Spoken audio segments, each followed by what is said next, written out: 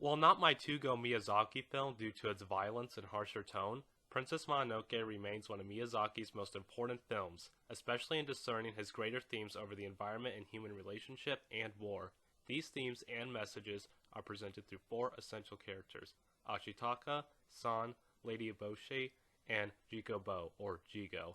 And that's what I want to make today's video about, analyzing the world through these characters' viewpoints.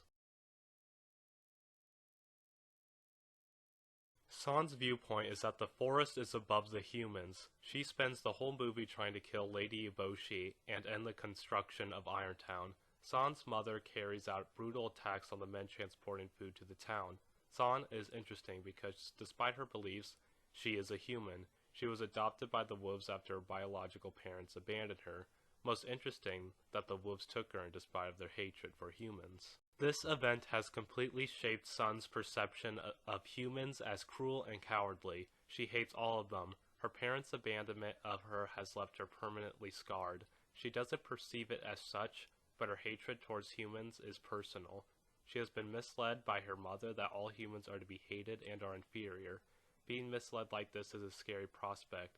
I truly believe humans are good, but what can cause us to become so bad may simply be in part to being misled. We can be misled by a lot of things, but what usually misleads us is another person. She never gave any chance to any human to prove themselves otherwise to her, not until Ashitaka came along and flipped her entire worldview. She saw a human with true compassion that tried to save her from danger. She reacts just with anger because that is the only emotion she knows how to react with towards humans. San has a difficult time trying to navigate the situation throughout the movie and to come to an understanding. She develops feelings for Ashitaka, and she doesn't know what to do. She decides to take care of him and get him back to health while the conflict between the forest and humans escalates. Despite all this, she still tries to claim that she hates all humans, including him. After Ashitaka leaves, he makes sure one of the wolves brings a gift to San, the same crystal Kaya gave to Ashitaka at the beginning of the film. While the gift was a show of kindness, San would later try to use it as a weapon to kill Lady Eboshi. The moment of the film is one of the most important. When Ashitaka confronts San that she is a human, she doesn't want to accept this, but it's true. She may have gained attributes of the wolves, but is still a human. Ashitaka stops her once again from slaying Lady Eboshi. She finally faces her internal conflicts. She abandons hope for everything as the forest falls, but Ashitaka convinces her that there is still a way. They have to return the head of the forest spirit. Once the climax is over, San has finally made it past her hatred and trauma. With her mother dead, San decides to still live in the forest. She has realized she can like Ashitaka, and she will no longer seek to kill Lady Eboshi. However, she does not forgive the humans. After seeing the destruction caused, the many boars killed, and the trees toppled, it will take her quite a long time to finally accept them. She is reasonable to not forgive the humans after witnessing everything, but at least she has finally gotten past a huge barrier in her life, and she can finally live on in peace, knowing she is human and part wolf, stuck between the two realms. San is an interesting insight on trauma. She required a lot to push her to gain any progress, but eventually she did. It just took one person to come to her and change her viewpoint. Lady Eboshi is one of the most interesting characters in this film. She is definitely an antagonistic force to the main characters. However, I cannot list her as being a villain. She isn't evil. Her goal throughout the film is to establish Irontown, a city far outside of the control of the Emperor. She is creating a pretty modern and progressive city for the era. She has given a life to the injured and disabled, and has given women an equal footing in society. She is not cowardly. She travels with her men to get food, as she put it herself. To kill a god, you can't feel fear. She does of course have some issues. She is a bit of a realist, not thinking at all of going back to save any of the men who fell off the cliff. But at the same time, I would have thought they had all died too. It isn't until later we found out there were two survivors of this incident. As part of her ideal, she wants to rid the forest spirit from the lands. This action, along with the defeat of the boars and the wolves, will finally secure the safety of Irontown to continue its operations. What usually makes a villain is their selfishness, and doing something for others is generally seen as good. Lady Eboshi, though, doesn't seem to be doing everything just for her benefit. What she does is for the benefit of Irontown's population. However, the way she goes about it is questionable. Her interests align with Jigo, so they team up to kill the forest spirit. The death of the forest spirit is a tragic one. He does not speak the entire film, yet the forest spirit seems to have been very wise and very helpful to the characters.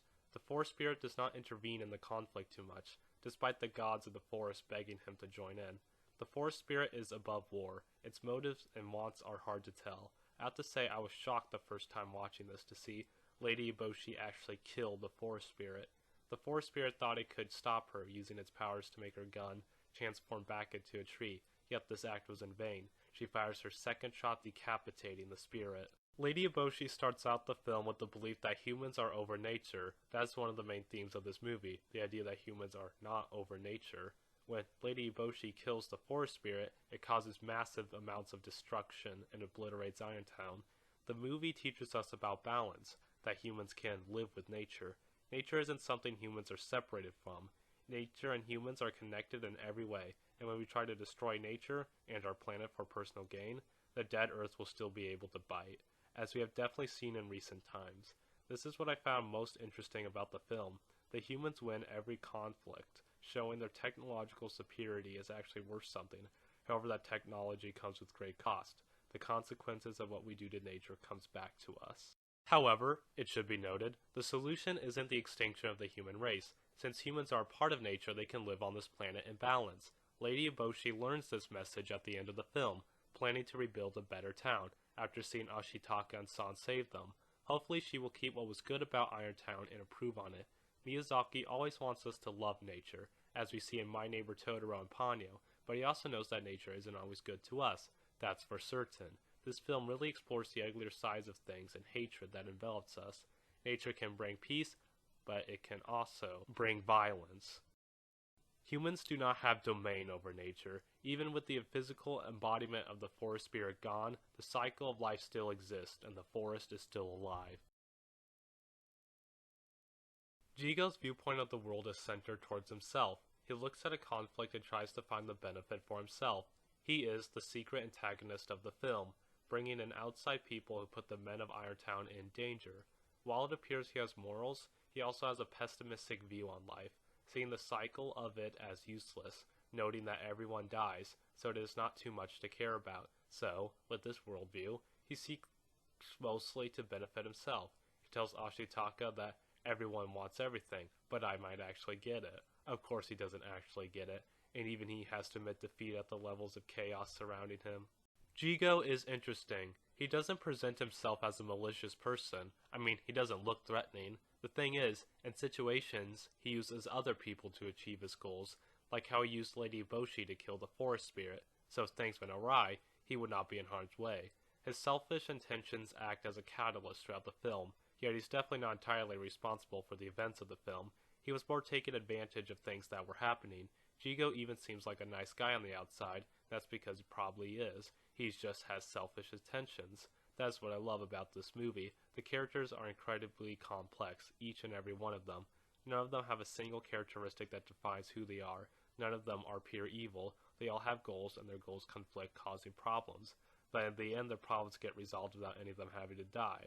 I just love this about a Miyazaki film, especially Valley of the Wind, which showed us murder is not the solution to problems. Both San and Jigo learned this, decided not to continue the conflict after everything has been resolved.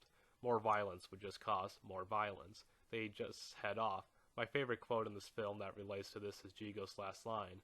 Well, I give up. You can't win against fools. So perhaps he hasn't learned everything he needs to know yet, or perhaps he is completely correct. Ashitaka holds the viewpoint that neither world just gets to be better than the other world because both worlds exist together, and separation is just kind of an illusion. Simply put, both sides could live in peace if they just put down their pride and hatred. This is why Ashitaka is the main character of the film. Ashitaka has a problem similar to Hal. He is always on the verge of becoming a monster. As it slowly consumes his body, he tries the best he can to resolve the conflict before he turns into a monster. Unless I missed something, Ashitaka is the only Miyazaki protagonist in any of his movies to have on-screen kills. This is because of his spell. Despite the fact that all the people killed were usually soldiers doing something pretty heinous, he still feels immense guilt for it. Because of this, he tries his hardest to stop the killing and try to stop as many people as he can from dying. He wants balance because he knows it's achievable. His hard work pays off when he finally convinces the other characters to stop fighting and try to achieve balance.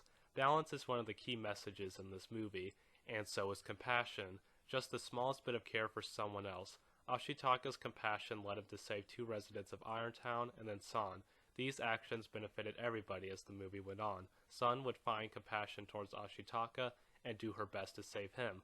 Compassion is what ultimately saves them. Once the characters start to show compassion, they start to solve their problems.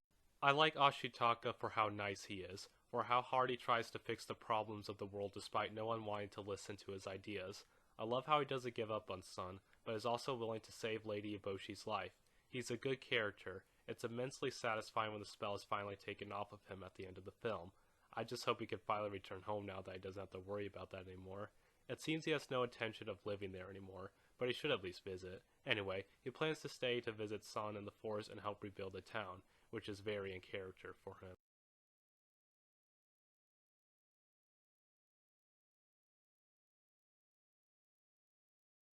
This section here will be my general review, just to get out a few quick thoughts before I conclude this video.